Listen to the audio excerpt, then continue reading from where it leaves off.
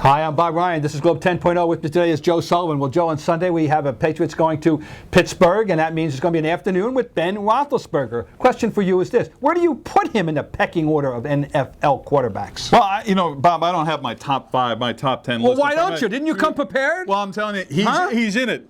He's in it. I'm not going to waste your time. He's in your top 5. I think he's in the top 5.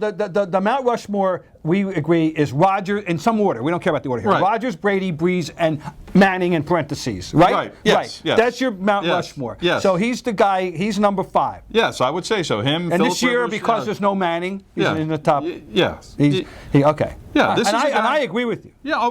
Look, here's a guy. Sorry. He's a colossus when he stands in the huddle, Bob. Well, I mean, people rush him. They fly by him. They can't tackle him. No. He's a threat to run. He's kind of nifty when he goes on the, niftier than you'd think he would be. He has that great pump fake.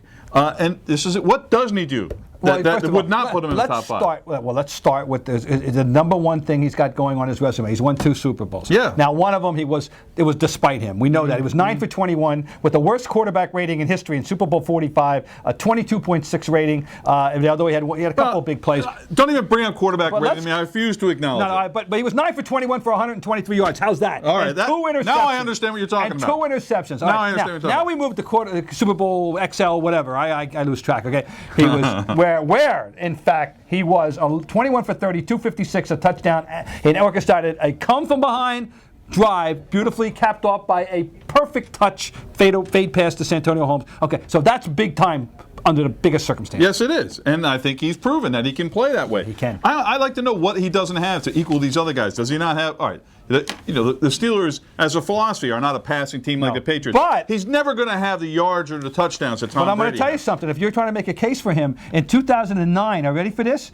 He had. I'm going to throw that. I know you hate it, and I do too. 100.5 rating. But that year he threw for 4,300 yards. Okay. But so why doesn't he get the full acclaim? What isn't it? Well, he doesn't. He's not in a passing offense, Bob. He really isn't. No, it's more of a running offense and a defensive-oriented team. But to me, I'd take him anytime. But isn't he fun too? I mean, because he extends plays. He makes something out of nothing. That's true. I mean, now we're not discussing the off the field, the personal stuff. We can have a long discussion about whether you like this guy or not, or whether we should root for this guy or not. But boy, can he play some football.